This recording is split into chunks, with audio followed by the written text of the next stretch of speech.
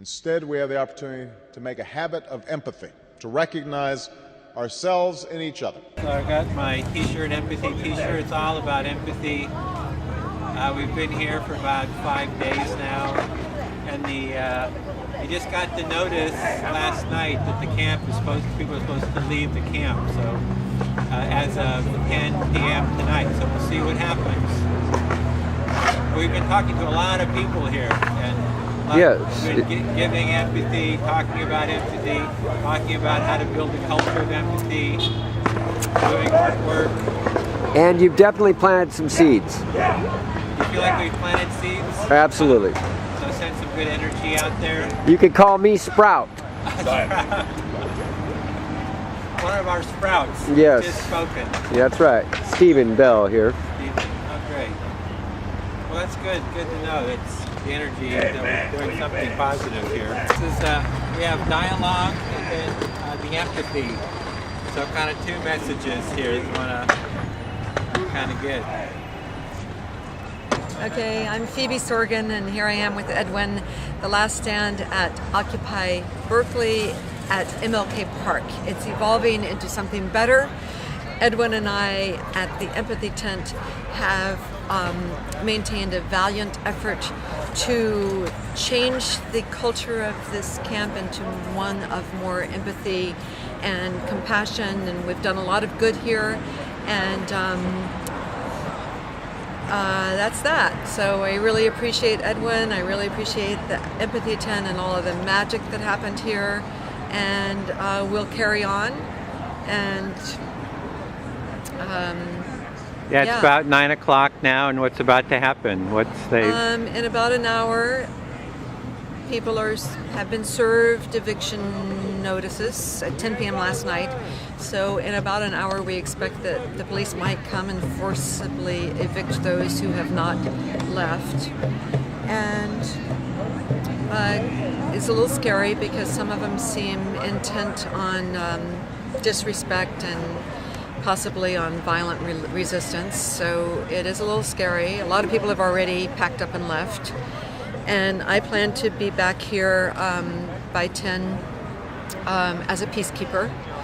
And a lot of magic happened here in this tent in, what is it, 5 days? 5 days, I think, yeah. And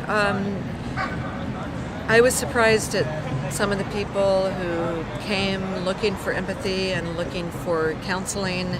And it was really an honor to provide what healing I could to people. There are many different kinds of people, diverse people, very young people, and homeless people, and everybody was very bright and intelligent. The troublemakers here did not seek us out. Some of us did go and talk with some of them and listen to them. But they didn't come to the tent much. But I was feeling a shift here somewhat, and if we had gotten 10 times the number of volunteers, and also if the police had enacted Jesse Arregain's plan and helped us evict the worst of the troublemakers here, then this would have become safe and sustainable. We had the means to do it, and it wasn't quite fast. It wasn't happening fast enough. Yeah, so, we did have some people come down with different community members, and they were actually sitting, leading workshops on empathy workshops and doing compassionate listening. So I think they really contributed, and there's a lot of they kind of help people to be heard, and there's a lot of people in pain and in loneliness and kind of alienation and in stress, and just having someone to hear you and know there's someone there for you, I think contributes a lot to their well-being. And what happens in counseling sessions is confidential, but without revealing any keys to the identity of the person. I can say, people have sought solace and comfort in being heard about the traumas of being homeless, of sleeping in the cold, of being hungry. One person worked on not having any family that loved that person, and that was painful, especially around the holidays. And so there was a lot of empathy that happened, and connection and sparks of love and compassion. Yeah, there were some people kind of very agitated, and getting in fights, and some people went and talked to them, just heard them, kind of reflected what they were hearing, and I think that kind of brought some of the conflicts down too. There was one gentleman who his stuff had been stolen, and he came and he was digging through somebody else's bag because he wanted his stuff back. And then everybody was mad at him, and I was saying, okay, you're angry, And he says, yeah, they took my family photographs. They took, it's all I had. It's like they took everything, and I want it back. I said, okay, they took your photographs, and you're wanting all that stuff back. And so he kind of calmed down a little bit. He left, and he was screaming, yelling, but he came back like 45 minutes later, and he went around and actually apologized to everybody. So I thought that was really quite amazing. I'm usually not like this.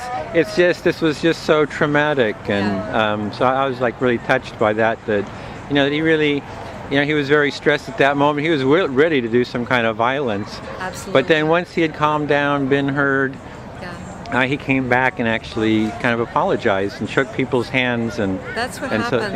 So, with empathetic listening, that's what happens. I had wanted to do it, and I wish I'd been able to before tonight, to do a peacekeeper training and teach people the memory technique of Clara. C for calm and center yourself before asking an aggressor, hey, what's up? And then L for listen. And listen a lot, and then A for affirm and agree. Find now and then something that you can agree with, like, I hear your anger, I understand this society is very racist or whatever. And then after a lot of listening and now and then affirming, when the person's adrenaline leaves, then they might be able to hear a response such as, this world needs your passion, this world needs your courage, and I really hope that you will stay safe tonight when the police come, and not do anything that will get you brutalized. Something like that. Share your concern and for share them. your concern and whatever, and then sometimes add information, and that's it. That's Clara. Okay. There's another one, ears. EARI. Okay. Empathy, ask questions, reflect, and summarize. Okay. Those are not those. I find that one really good too. It's, ears, empathy, ask questions, reflect, and summarize. Okay. Yeah. Or rephrase. For R, the rephrase is just rephrase what you heard, and then when you're done hearing, then you just kind of summarize. These are all the things I heard you say. And then the person really feels, or I would, if I were doing it, I would say, this is what I heard, is this correct? I would pose it as a question. So because sometimes we mishear. You summarize what you heard. This is what I heard. I'm summarizing what I heard. I'm rephrasing. Is that it? I'm rephrasing. And then give them a chance to correct. And, right. Yeah. So those are all. And then I think next time, I'll know better in terms of how to. We really need like organization beforehand. Community to kind of build the empathic infrastructure that kind of supports kind of connection from the ground up is what I'm kind of seeing. That's good too, but I think we did great. With what we did. And if we could have kept going another week, and if the police had done their job. Well, from that end, we needed a police liaison from the encampment who would explain to the police that there are campers here who appreciate their protection. Because what happened was the police were trying to do their job and trying to eject the criminal elements, the the biggest troublemakers, but they were surrounded by rude people who called them pigs and told them to get the F out of here and so forth. And they didn't realize that there were other campers who actually appreciated their presence. So no wonder they were not as helpful as they might have been. So live and learn. Yeah. Well, I feel good. I'm glad that we got the empathy tent at least set up, and I hope we'll be able to set up at any conflict situations. I kind of envisioning if there's like conflicts to be able to pop it up and Absolutely. say, here we are, let's do some dialogue and mediation, and have a mediation support group to offer that. So, see the world through other people's eyes. Now, empathy is a quality of character that can change the world.